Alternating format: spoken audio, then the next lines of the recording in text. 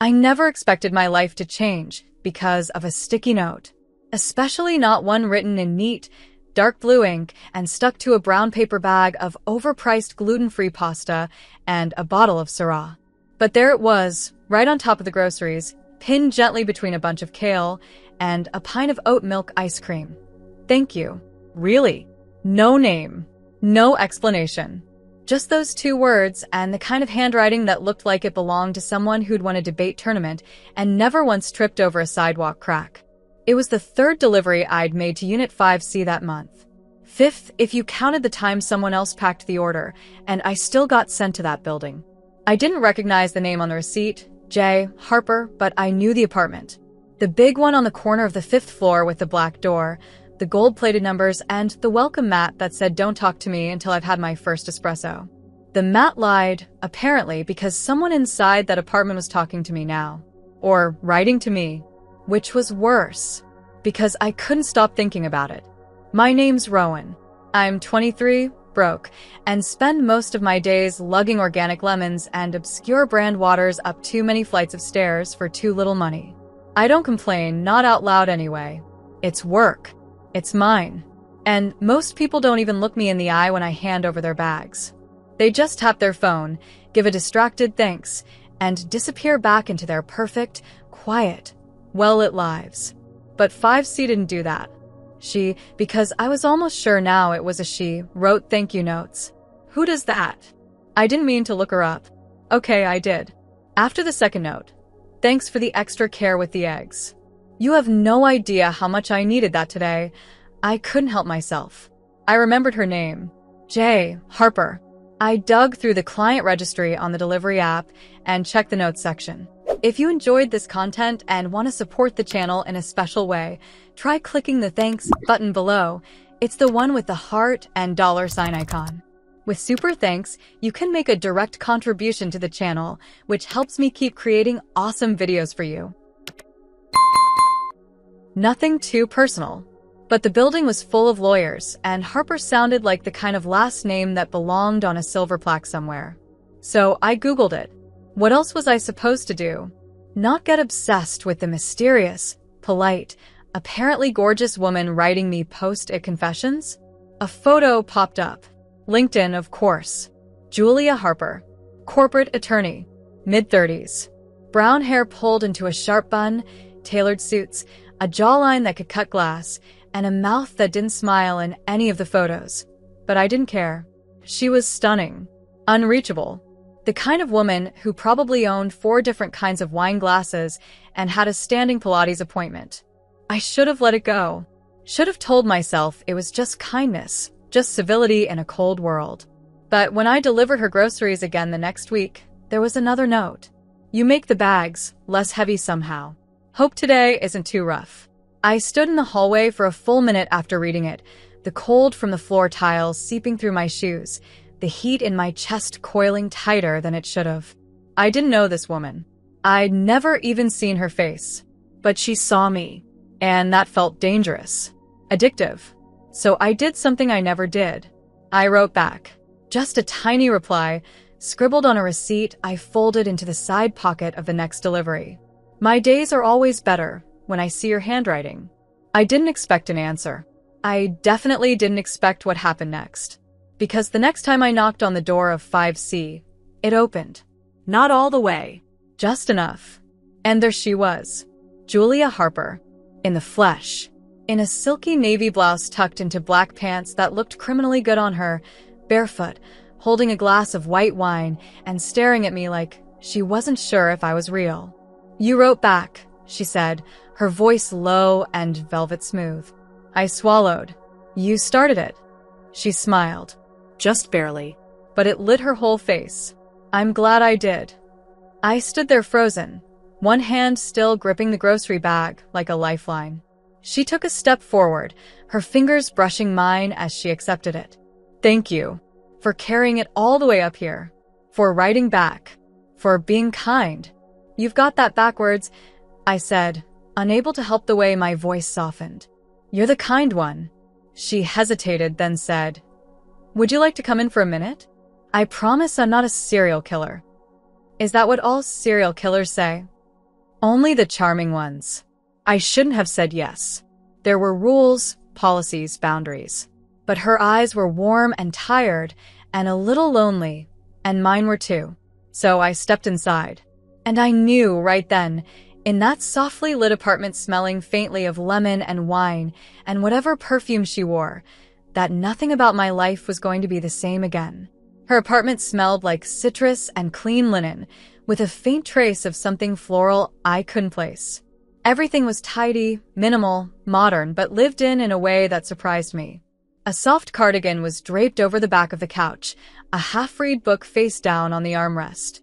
There was music playing faintly somewhere, piano, slow and wandering. Julia Harper closed the door behind me with a soft click and gave me a look like she wasn't entirely sure why she'd invited me in, or maybe she knew exactly why and didn't want to admit it out loud. I stood in the entryway holding the last grocery bag, suddenly unsure of what to do with my hands. "You don't have to stay," she said, voice gentler than before. "I know it's not part of your job." You wanted company," I said. She nodded, a small laugh escaping her lips. "Apparently I'm worse at hiding that than I thought." "You're not bad at it," I said. "You just found the one delivery girl who can read between the lines." That made her smile again, just slightly. She walked into the kitchen, barefoot and fluid, and set her wine down before unpacking a few of the groceries. "I didn't expect you to write back," she said. "I didn't expect to want to," I admitted. She glanced over her shoulder. "But you did." "Yeah. Why?" I paused, unsure how honest I was allowed to be. "Because no one ever says thank you. Not like that. Not in handwriting. Not like they mean it." She turned fully now, leaning against the counter. "I meant it. I know." The silence stretched between us, thick with things unsaid. I looked around the apartment, trying to ground myself in something familiar.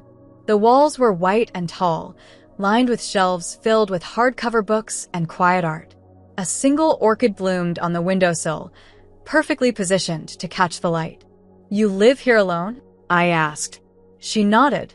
"For about 3 years." "You're a lawyer, right? Corporate contracts. Mergers. Very glamorous." "You say that like you hate it." "I don't hate it," she said. "I'm just tired." I nodded, understanding that more than I wanted to admit. "You know," she continued, "when I started leaving those notes, I thought it would be a one-time thing. A way to feel less invisible. I didn't think you'd ever notice. I didn't think you'd see me." "I see you now," I said, quietly.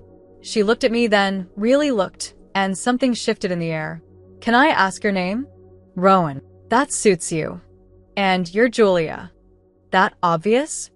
"I looked you up," I admitted. "Law firm website. LinkedIn. The whole stalker package." She laughed, and the sound surprised us both. It was warm and unpolished, nothing like the woman in the photos. "I'm flattered." "You shouldn't be." It was the handwriting that got me, not the resume. Her smile faded, and something softer settled in its place. "Can I offer you a glass of wine?" I hesitated. "Is that allowed?" "What, legally?" "Professionally. Do you think either of us is still pretending this is professional?" I stared at her for a long beat. "I guess not." "Then stay," she said, already reaching for a second glass. "Just for a while." I stayed. I sat on her couch while she poured the wine, and when she brought it over, our fingers brushed again, and this time it felt intentional. She curled into the opposite corner, tucking her legs under her, and sipped her drink like she needed something to occupy her mouth. "You're different from what I expected," she said. "What did you expect?" "Someone in a rush. Tired. Detached. I didn't expect someone who'd talk to me like I'm not a transaction. I didn't expect someone who'd make me feel seen just by writing 7 words on a sticky note." Her expression changed, something deeper, more vulnerable. "It's been a long time since I let anyone see me." "Then maybe it's time." She looked down at her wine, then back at me. "You make that sound easy."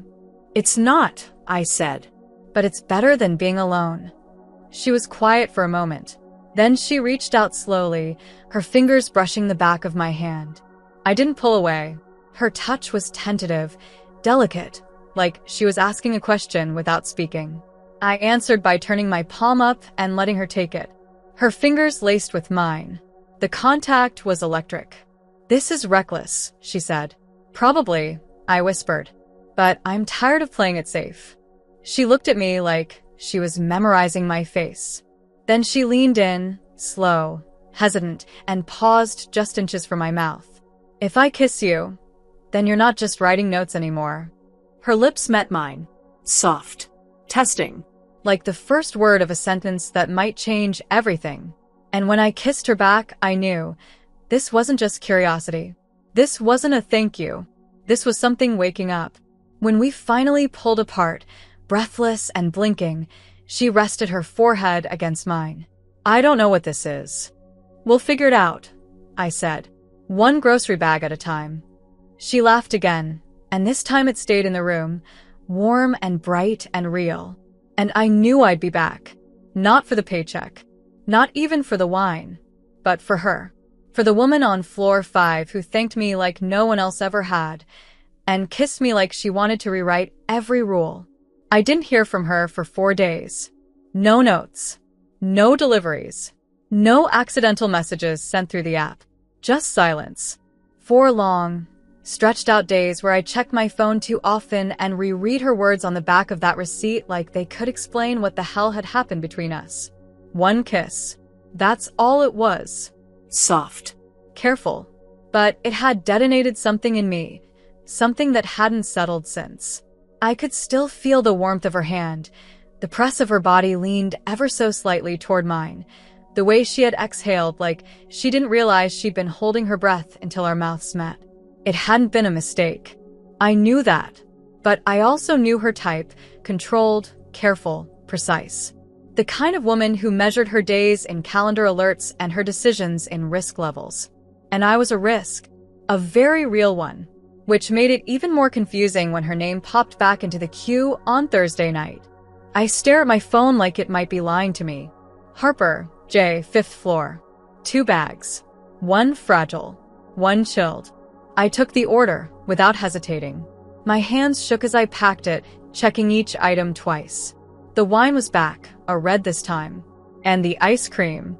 She'd requested oat milk vanilla bean like she remembered that I once mentioned it was my favorite. I took the stairs instead of the elevator just to give myself more time to think, to breathe, to not rehearse what I'd say. When I reached her door, my hand hovered in the air. The memory of our kiss burned through me again. How natural it had felt. How real. I knocked. 3 seconds later, she opened it. Julia Harper. Still sharp, still elegant, still every inch the woman who'd shaken me with a glance. But this time, her eyes were softer. Her hair was down. She was barefoot again, in black leggings and an oversized sweater that made her look far more human than any of her professional headshots ever had. "Hi," I said, voice low. "Hi," she echoed. For a moment, we just stood there. Neither of us moved. "You ordered groceries," I said, holding up the bags like some kind of fragile offering. "Apparently, I missed the sound of your knock," she replied. I smiled before I could stop myself. "I thought maybe you were avoiding me." "I was," she said. Then, after a beat. "Not because I wanted to. Because you kissed me?" "Because I liked it," she admitted. "Too much. And I didn't know what to do with that." I handed her the bags, and our fingers touched for the first time in days. That simple contact sent a jolt straight through me. "We don't have to figure it out right now," I said. "But maybe you could let me in again." She hesitated, then stepped aside. The apartment looked the same, calm, clean, curated. But there was a glass on the table and 2 wine glasses waiting beside it. One of them had lipstick on the rim. "Were you expecting someone else?" I asked. "Just hoping," she said. I set the groceries down. I missed this. "What part?" "All of it," I said. "The mystery. The notes. You." She exhaled, slow and careful. "I haven't stopped thinking about you. Since that night." "Same." She moved toward me, step by careful step. "You shouldn't want someone like me," she said. "I'm older. Complicated. You're bright. Beautiful. Young. You left thank you notes in grocery bags for a stranger, Julia. That's not complicated. That's romantic as hell. I'm serious, she said. This could be a mistake. Then let it be a beautiful one, I whispered. She closed the distance. Her hands came to my face, and this time when she kissed me, it wasn't hesitant. It was sure. Certain. Her mouth opened against mine, slow and deep, and I melted into her, gripping her sweater like I needed something to keep me grounded. We kissed until we were breathless, until my body pressed hers into the kitchen counter, and her fingers slid under the hem of my jacket like she couldn't stand the barrier anymore. But when her hand curled around my waist, she paused, pulled back. I don't want this to be just a reaction, she said, to loneliness. To a hard day. I want this to be real. It already is. Then stay. Not for wine. Not for a kiss. Just stay. I nodded, chest tight. Okay. We curled up on her couch, this time without music, without distractions. Just the sound of rain starting against the windows and our bodies tangled beneath a soft gray throw. She rested her head on my shoulder. I traced patterns on her arm. I used to think I had to be distant to be respected, she said. But with you, I want to be soft. Then be soft, I said. With me, you can be anything. Even scared, especially scared. She turned her face into my neck. I've wanted someone to say that to me for a long time. I held her tighter. Now you never have to ask again. And we stayed like that. Quiet. Warm. No pressure. No rush. Just two women who found something neither of them expected, comfort in each other's chaos. She didn't kiss me again that night. But when I left, she held my hand at the door and said, "Come back tomorrow." And I would. Over and over again. Because the girl who once delivered groceries was falling. And the woman on floor 5? She was finally ready to be caught. Julia texted me the next morning. Not through the delivery app. Not as a customer. Just her name lighting up my screen like we'd been doing this forever. You forgot your jacket. Or maybe you didn't. Either way, it's here. So come get it. I stared at the message for longer than I should have. It was casual. Teasing. But the subtext was loud. I want to see you again. And I did. More than anything. When I arrived at her door, she didn't make me knock. It opened before I even raised my hand. She stood there barefoot again, wearing dark jeans and a slate gray tank top that made her skin glow. Her hair was damp, like she'd just gotten out of the shower, and for the first time, she looked less like a lawyer and more like a woman at home. Comfortable. Real. Told you it was here, she said, holding up my jacket with a small smile. And here I thought it was just an excuse. Maybe it was both. I stepped inside, taking it from her hand. Our fingers brushed again. Every contact between us still electric, still charged like our skin hadn't stopped remembering. You want coffee? She asked. I make it better than most people expect. I'll take the risk. She moved into the kitchen, and I followed, watching her every step like I wasn't supposed to be there. Like I was still crossing a line. But she didn't seem to mind. She moved with the calm of someone who wanted to be seen, who had spent too long hiding and was finally letting herself breathe. You always play piano music in the mornings? I asked. She glanced over her shoulder. You noticed that? Hard not to. It's kind of your signature. I think I like filling silence with something beautiful, she said. Before I forget the day might have some in it. I didn't reply. I just watched her pour 2 mugs, her movements smooth and practiced, but not cold. She handed me a cup, and our fingers touched again. I sipped. Okay. You weren't lying. This is excellent. Told you. We stood there for a moment, leaning on opposite sides of the counter, steam rising between us. I don't usually do this, she said after a pause. Let someone in. Not just to the apartment. But in. You know. Yeah, I said. I do. I've built my life around control. Around keeping things in order. People at a distance. It's clean that way. And now I've got a grocery girl sleeping on my couch and stealing my coffee, and I haven't felt this unsteady in years. I smiled slowly. You say that like it's a bad thing. It's not, she said. It's just new. You can handle new. She stared at me across the rim of her mug. I want to kiss you again. So kiss me. She did. Right there in the kitchen, with the smell of coffee between us and morning light slanting across the counter. This kiss wasn't soft. It wasn't careful. It was deep, wanting. Her fingers slid into my hair, and I leaned into her, letting my hands find the small of her back, pulling her closer. She pressed into me with a kind of quiet desperation, like she'd been waiting all night for this. My back hit the edge of the counter, and her hands splayed across my ribs, holding me steady as her mouth moved against mine with a hunger I hadn't seen in her before. I gasped softly when her tongue slid against mine, and she made a sound, low, broken, that sent heat rushing down my spine. She pulled back just enough to breathe. God, she whispered, you make me feel 20 again. And you make me feel like I've finally met someone who sees me. She looked at me then with something raw in her eyes. You don't scare easily, do you? Not when I want something. And what do you want, Rowan? You, I said. Not just the notes. Not just the kisses. You. She let out a shaky breath, and then she was pulling me again, this time not to kiss, but to hold.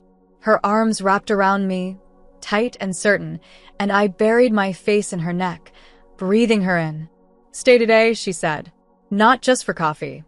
Okay. I want to know everything. Favorite color. Worst habit. First heartbreak. And I want to know yours. We spent the whole day on the floor of her living room. Coffee turned into tea. Tea into wine. Questions into stories. Laughter into quiet touches that meant more than any kiss. She told me she once wanted to be a poet. I told her I once thought I'd be invisible forever. She told me her father never said, I'm proud of you. I told her my mother only says it when I bring money home. She traced the freckles on my shoulder with her fingertip like they were a constellation. I mapped the curve of her back with my palm like it was the only geography that mattered. We didn't have sex. We didn't need to. What we had that day was slower, deeper, messier, real. And when I finally stood at the door to leave, she leaned her head against a frame and said, You're not just passing through my life, are you? Only if you let me. She reached for my hand, laced our fingers, and said, Then don't go too far. I didn't. I couldn't. Because I was already hers. And I think maybe she was already mine. The next time I saw her, she didn't let me knock. The door opened before I even reached it, and Julia pulled me inside with a look that said she hadn't stopped thinking about me since the last time I left. Her hair was down again, but this time it wasn't deliberate. It was messy, rushed, like she hadn't cared enough to fix it. She was barefoot, in black silk pajama pants and a white button-down shirt that hung loose over one shoulder, and there was something in her eyes I hadn't seen before. Hunger. Not just desire. Need. You didn't order anything, I said, closing the door behind me. Didn't have to. So, what am I delivering today? She took a step forward. You. My heart skipped. That forward now, huh? You left me waiting 3 days, Rowan. I've earned it. I was giving you space. Next time, don't. And then she kissed me. Hard. Deep. Her mouth urgent, her hands gripping my waist like she was anchoring herself. I responded without thinking, pressing her back against the wall as her fingers tangled in my hair. The kiss was nothing like the last one. There was no hesitation. No question. Only heat. Want. Electricity snapping under skin. She pulled me closer, our bodies pressed flush, and I felt her exhale against my lips like she was letting go of every defense she'd been holding. Her hand slid beneath my jacket, fingertips tracing the bare skin at my waist. My breath hitched. Tell me if I need to stop, she whispered, lips brushing my throat. Don't, I said. Please don't. She didn't. She led me to the bedroom with her mouth still on mine, never breaking contact. The sheets were cool, soft, and smelled like her, fresh linen and something faintly floral. We fell onto them in a tangle of limbs and unspoken urgency. Her shirt slipped off her shoulder. My jacket hit the floor. She kissed me like she was memorizing me, piece by piece, sigh by sigh. But even as things heated, there was a tenderness under it, an ache, a reverence. Like this wasn't just about touch. It was about trust, about letting herself feel. When her hand slid under my shirt and her mouth trailed fire down my collarbone, I arched into her. "You're so warm," she breathed.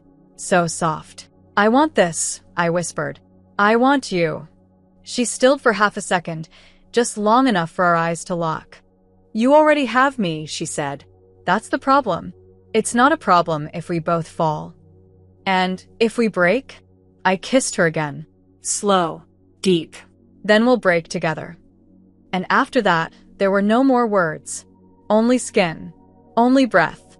Only the way she pulled my shirt over my head like she'd been imagining it for weeks. The way I traced her spine with my fingertips and felt her tremble.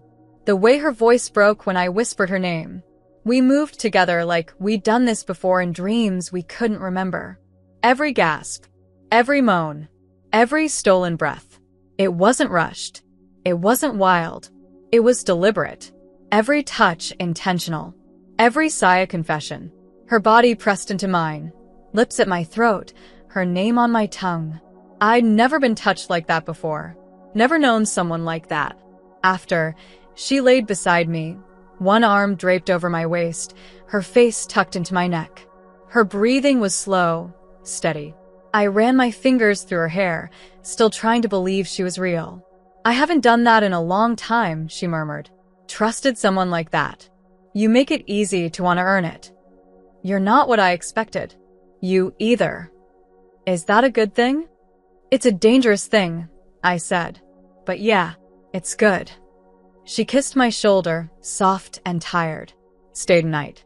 I'm not going anywhere." "Good," she whispered. "Because if you left now, I think I'd lose it." I pulled her closer. "I'm right here." "I don't know what this is," she said. "It doesn't have a name yet." "Then don't name it," I said. "Just feel it." And we did. We didn't sleep much that night. We talked in the dark, shared secrets, touched softly, laughed quietly. I found her ticklish. She found my middle name out loud and promised never to use it in public. And when I woke up with her fingers tracing my back in slow circles, I knew something had changed. This wasn't fantasy anymore. This wasn't curiosity. It was the start of something real. Something fragile. Something that might ruin us or remake us. And I couldn't wait to find out which. Julia wasn't in the bed when I woke up. Her side of the sheets was still warm, but she was gone. For a moment, I thought maybe I'd imagined the whole thing, that the night before had been a dream I'd made up out of loneliness and soft skin and too much wanting. But then I heard the sound of a cup being set down and the faint clink of a spoon against porcelain. I pulled on my shirt, padding out barefoot into the living room. She was standing by the window in her robe, hair damp, coffee in hand, her silhouette framed by the soft gray light of morning. And the way she looked, so still, so perfectly composed, made something ache in my chest. "Hey," I said softly. She didn't turn around. "You sleep okay?" "Better than I have in months," I replied, watching her carefully. She nodded, but still didn't look at me. "You left the bed." "Habit," she said. "I don't usually stay after." I walked up behind her slowly, placing a hand on her back. She flinched, not away from my touch, but like the contact surprised her. "You don't have to do the thing where you pretend this didn't happen." "I'm not pretending," she said, finally turning to face me. Her eyes were tired, guarded. "But it's easier not to look at it too closely." "Why?" "Because then I might have to admit how much I want it to happen again." "And that's a bad thing?" "It's a dangerous thing," she said. "Rowan, I'm not used to this." "To what?" "To someone looking at me like I'm not a project. Like I'm not a role they want me to perform." "I don't want anything from you," I said. "Except the truth." "The truth is I'm scared," she said. "Because I've built a life that works. It's lonely, but it's mine. And now you're here, and it's like I don't know how to breathe without checking to see if you're still in the room." "So breathe with me," I said. "Let's just figure it out as we go." She stared at me, eyes shining in a way that made my throat tighten. "I don't want to hurt you." "Then don't." "It's not that simple." "But maybe it could be," I said, "if we stop trying to define it and just let ourselves have it." She stepped forward, sliding her arms around my waist, resting her forehead against mine. I've never felt this held before, even when I'm the one doing the holding. "Then let me hold you." And I did. I wrapped my arms around her, felt her body finally relax against mine. I kissed her temple, her cheek, the corner of her mouth. I poured every ounce of patience I had into the way I touched her. Because this wasn't just about sex. This was about staying. About being the first person who didn't disappear the moment her softness showed. We spent the morning like that. Quiet. Gentle. Breakfast in silence. Fingers brushing when we passed plates. A kiss pressed to my shoulder as she cleaned up the coffee mugs. But something in her stayed distant, like part of her had already begun pulling away. When I left, she didn't kiss me goodbye. Just stood in the doorway and watched, her arms crossed over her chest. "Julia," I said, turning back. "Don't do the thing where you shut down. Not with me." "I'm trying," she whispered. "I know," I said. "Try harder." She nodded once. And I walked away not because I wanted to, but because I needed her to decide to reach back. That night, she didn't text. The next day, nothing. By the third morning, I was pacing my apartment like it might offer answers. Had I moved too fast? Had she regretted it? Or was this just what it looked like when someone who's been alone too long realizes they've let someone in and panics? I got my answer on day 4. A delivery ping. "Harper, J, 5th floor. 1 bag. 1 note." My hands trembled as I opened the order. Just basic groceries. Fruit, almond milk, a box of herbal tea. But folded between the items, nestled against the oat milk, was a handwritten note. "I don't know how to be this version of myself, Rowan, but I want to try. If you're still willing to knock." My chest burned. I reached the 5th floor in record time. When I knocked, the door opened before the sound even faded. And there she was, hair undone, eyes tired but open. "Hi," she said. "Hi," I breathed. "I was afraid you weren't coming back. I was afraid you didn't want me to." "I do," she said. "I just didn't know how to say it." "Say it now." She stepped forward, pressed her palm to my chest. "Stay." I leaned in. "Okay." And when I kissed her again, it wasn't about forgiveness. It was about choice. 2 women choosing to be brave. To stop running. To let the cracks show, and maybe, just maybe, build something through them. Being with Julia was like living in a world that moved half a beat slower. Time stretched inside her apartment in strange, beautiful ways. Coffee tasted warmer, silence felt softer, and eye contact could last forever. After that night, after the note, the knock, the kiss, she started inviting me in without hesitation. Not just into her home, but into her life. Little by little. At first it was just dinners. Pastas she insisted on overcooking herself. Wine glasses filled and never emptied. We talked about books. About our mothers. About the kind of people we were when no one else was looking. Then she started texting me during the day. "Terrible meeting. Thinking of you." Or saw a woman in red pants at court and couldn't stop picturing how they'd look on you. Dangerous. And I'd laugh to myself between deliveries, rereading those lines like they were secrets she whispered into my skin. Sometimes I'd drop by even when she hadn't ordered anything, just to see her, just to remind myself this was real.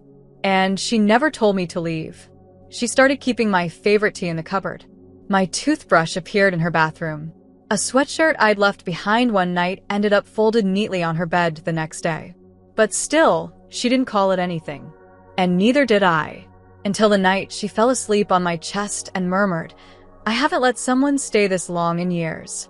I kissed the top of her head and whispered, You don't have to kick me out. I'm not sure I want to." The next morning I made her coffee. She leaned against the counter, still in her robe, watching me with something that looked dangerously close to adoration. "You know," she said, "I think I'm becoming someone I don't recognize. Is that a bad thing?" "No," she whispered. I think it's exactly what I needed. Then let her grow. Only if you're still here when she's done. I'm not going anywhere, I said. But I felt it then, that twist in my chest. That low, quiet fear. Because I wasn't sure what not going anywhere meant anymore. I was still delivering groceries, still working 10-hour shifts, still calculating my tips at the end of every night to figure out how many more weeks I could afford my apartment. And Julia lived in a world of glass offices and tailored suits and wine that cost more than my electric bill. It wasn't just about attraction anymore. It was about belonging. And I didn't know if I did. One night, we were lying in her bed, tangled under a blanket, the window open to let in the sound of rain. She was tracing shapes on my bare stomach, her head resting against me. I'd just told her a story from a delivery earlier that day, something stupid involving a dog, a broken bag, and 3 avocados rolling down someone's driveway, and she'd laughed so hard she cried. But now, her voice was quiet. Do you ever feel out of place? All the time, I said. Even here? I hesitated. Sometimes. She looked up at me. Because of me? Not because of you, I said carefully. Because of what we come from. Because this. I gestured around us, at the silk sheets, the minimalist art, the wine bottle on the nightstand, was never built for someone like me. Then we'll build something new, she said. Something that fits both of us. Is that possible? It is if we're honest. So be honest with me, I said. What do you want from this? She didn't answer right away, just stared at me like she was still choosing whether or not to be brave. Then she said, I want to wake up next to someone who makes me feel human. I want to stop pretending I'm fine being alone. I want you, and I'm terrified of how badly I want you.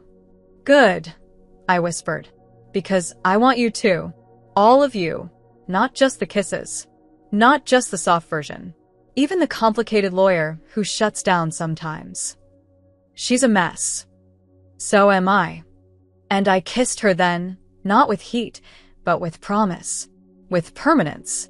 She pulled me closer, and we stayed like that, chests pressed, legs tangled, hearts beating out confessions neither of us were ready to say out loud yet. But we both felt them. In the morning, she got a call while I was still half asleep in her bed.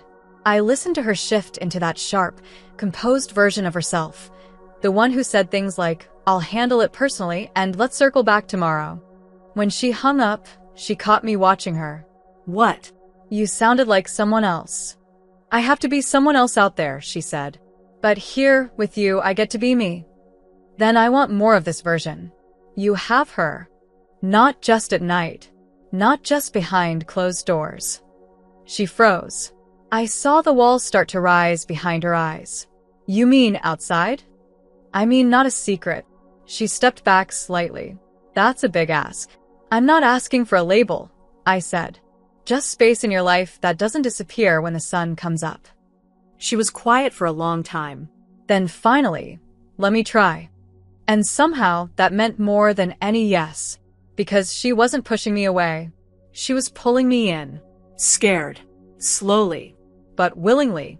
And I'd take that over certainty any day, because the things worth holding are the ones you choose even when it's hard. The first time Julia touched me in public, it was almost nothing. A brush of her fingers against mine as we walked out of a bookstore together, her hand lingering for a breath too long before pulling away. But my skin burned for the rest of the afternoon, because it wasn't about the touch. It was about what it meant. We'd spent weeks behind closed doors, wrapped around each other in bedsheets and candlelight, whispering things neither of us had ever dared to say before. But now, with her hand grazing mine on a city sidewalk at 3:30 p.m., surrounded by strangers and traffic and real life, it felt louder than any moan. It felt like a promise. You okay? She asked as we turned onto a quieter street. I nodded, just surprised. I told you I was trying. I know, but trying's not the same as doing. She stopped walking, turned to face me. I want to do this with you. Out here. Not just inside my walls. You sure? No, she said, honest and trembling.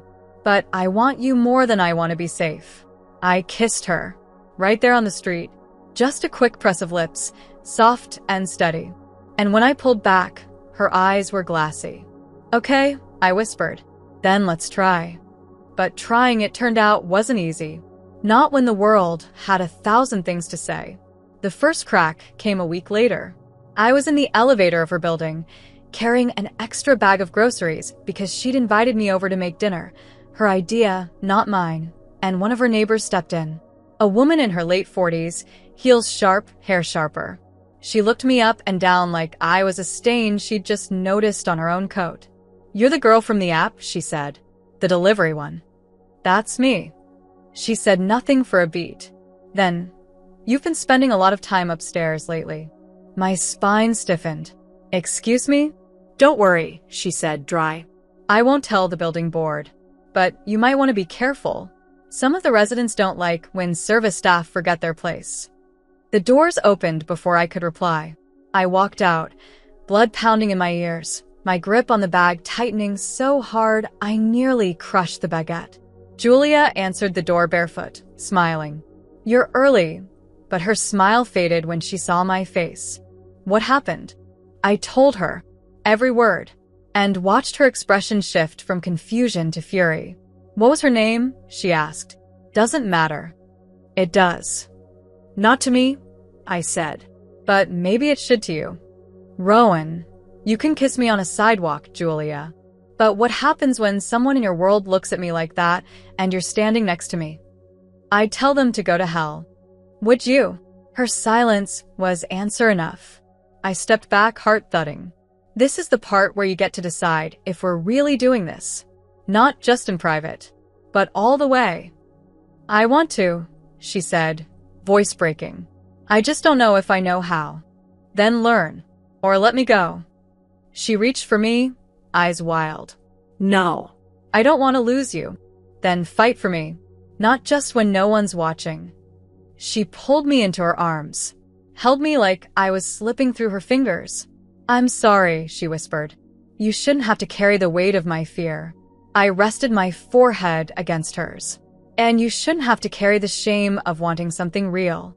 We stood there like that for a long time. Then she kissed me, deep, steady, and full of everything she hadn't said.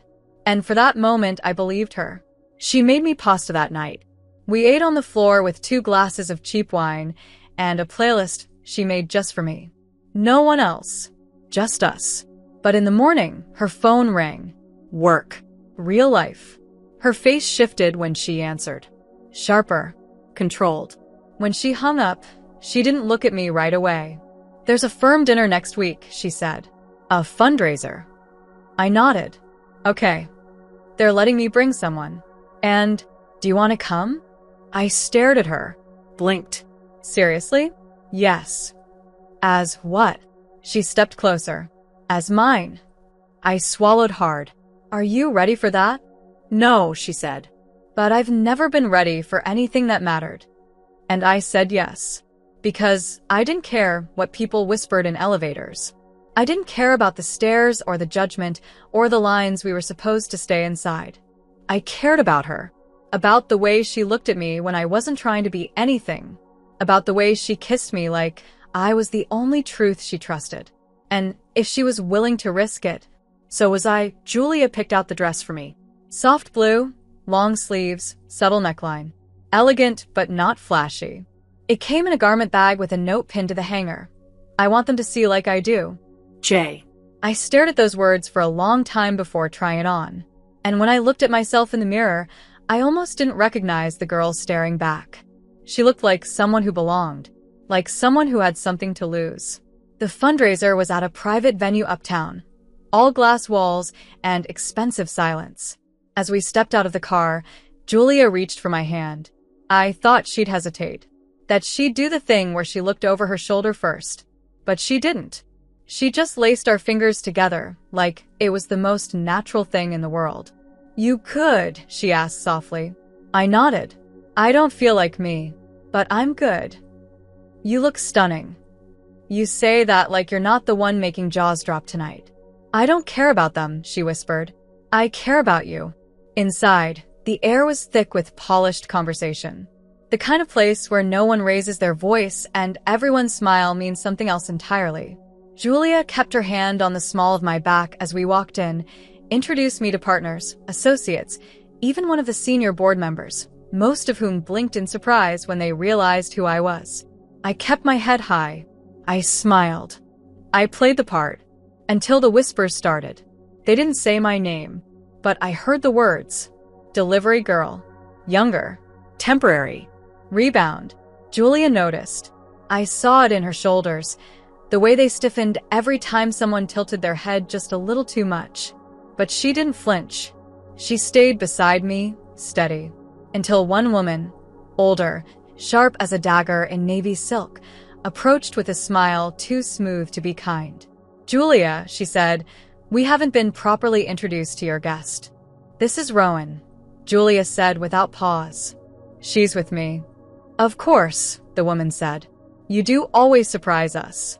Such refreshing choices lately. She's not a choice, Julia said, voice cool. She's someone I love. My heart stopped. The woman blinked, taken off guard, and moved on with a nod. Julia looked at me then, like she'd said too much, too soon. You okay? She whispered. Did you mean that? I asked, stunned. Yes, she said. I don't know when it happened. I just know it's true. I stepped closer, emotion catching in my throat. Then say it again. I love you, she said. I love you, and I'm scared, and I don't know what the hell I'm doing, but I don't want to do it without you. I kissed her, right there, in the middle of a ballroom full of powerful people. And this time, I didn't care who watched. We didn't stay much longer.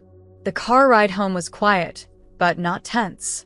Her hand rested on my thigh the entire way, thumb tracing slow circles that made me feel like the only person in the world. Back at her apartment, she kicked off her heels, pulled me to the couch, and curled into me like she'd been waiting all night to exhale. You okay? I asked, echoing her earlier question. She nodded against my chest. That was the scariest thing I've done in years. You did it anyway. Because you were next to me. I held her tighter. I've never had someone say that about me. You've never let anyone get close enough, she murmured. I know. But with you, I know, she whispered. We didn't sleep that night, not in the usual sense. We lay tangled on the couch, bare feet tucked under blankets, the city lights leaking through the windows. We talked until our voices went hoarse. About what came next, about moving in, about whether we'd survive the scrutiny, about how love could exist between a girl who delivers groceries and a woman who writes contracts worth millions. We're too different, I said at one point. But maybe that's why it works, she said. Because you remind me how to feel, and I remind you you're allowed to dream bigger. I smiled, kissed her forehead. We're kind of a mess. The best kind, she said. And when she fell asleep against me, her breath warm on my neck, her hand wrapped in mine, I knew we were real. Messy. Brave. Beautifully unprepared. And absolutely real. I moved in on a Sunday. It wasn't planned. Not really. Julia didn't ask, and I didn't suggest it. But somehow, piece by piece, it happened. First it was my toothbrush. Then my worn-out hoodie she kept stealing. Then a drawer. Then a spare key. And one day, we both looked up from our coffee mugs and realized, this is home now. The last box I carried in was filled with mismatched mugs and books with cracked spines. I set it down in our living room and looked around. Nothing had really changed except everything had. The couch wasn't just hers anymore. The bed smelled like both of us. There was tea on the shelf only I drank, a lopsided ceramic bowl I'd made in high school, now holding her keys by the door. And when Julia stepped behind me and wrapped her arms around my waist, her chin resting on my shoulder, I felt it in my bones. This wasn't temporary. You're officially a resident of 5C, she murmured. I hope you're ready for the board meetings and building gossip. I already met the building gossip, I said. She gave me a death glare in the elevator last week. Julia laughed into my neck. Oh, Beverly. I'll bring her wine. She'll forget she ever disapproved. I don't care if she approves. You don't. I turned, facing her fully. Julia, I've been judged my whole life. For how I live, for what I earn, for where I'm from. But when I walk through that door and see you, none of it matters. Because I get to be your person. And that's enough for me. Her eyes shimmered. You always say the things I don't know how to. That's why you keep me around, I whispered. She kissed me, slow and soft, the kind of kiss that doesn't need fire to burn.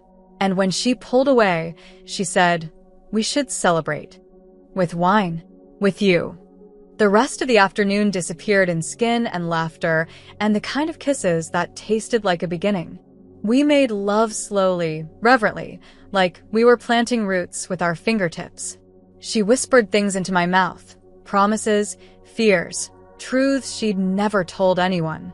And when I told her I loved her again, she said it back without hesitation. Later, we lay tangled in the sheets, limbs warm and lazy, her fingers drawing soft circles on my shoulder. Do you think it'll always be like this? She asked.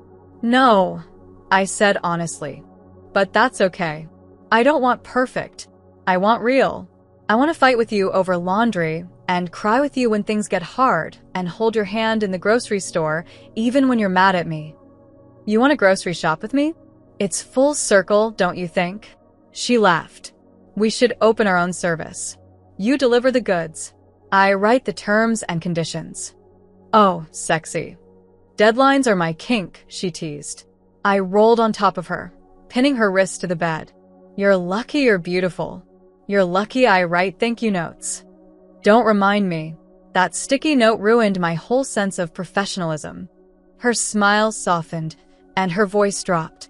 It saved me. I leaned down, brushing my lips against hers. No. You saved you. You just let me see you while you did it. She closed her eyes. I was so lonely, Rowan. I know, I whispered. So was I. And somehow, that made the silence between us feel sacred. Over the next few weeks, we started building a life that felt like ours. Mornings were filled with shared routines, coffee, stolen kisses, headlines read aloud with half-focused attention. Nights meant cooking disasters, Netflix background noise, and curling into each other like gravity had plans for us. She started calling me her girlfriend in front of people. I started picking up flowers for her, just because. Her colleagues got used to seeing me at firm events. My mom finally called and said, she sounds serious. I smiled and said, she is. We weren't perfect. We had arguments. We miscommunicated. One time she shut down after a rough client meeting, and I took it personally. Another time I panicked about money and she tried to fix it instead of listening. But we came back to each other. Always. And one night, as we sat on the fire escape with ice cream in mismatched bowls, she reached into her robe pocket and handed me a folded piece of paper. I opened it. It was a note. Simple. Familiar handwriting. Just one sentence. Thank you for knocking. I looked up at her, heart in my throat. You kept writing them? She nodded. But this one felt different. Because now, I get to say it to your face. I set the paper down, took her face in my hands, and kissed her like I was writing the rest of our story with my mouth. Because I knew then, what we had started quietly, secretly, had become something solid. Something lasting. Something true. I used to deliver groceries. Now I deliver flowers to her office, coffee to her bedside, my heart, every damn day, into her hands. And I do it again, over and over, because thank you notes brought me to her, and she made me stay. Thank you so much for your support, whether it's by liking, commenting, sharing, or sending your super thanks. You make all the difference here on the channel. See you in the next video.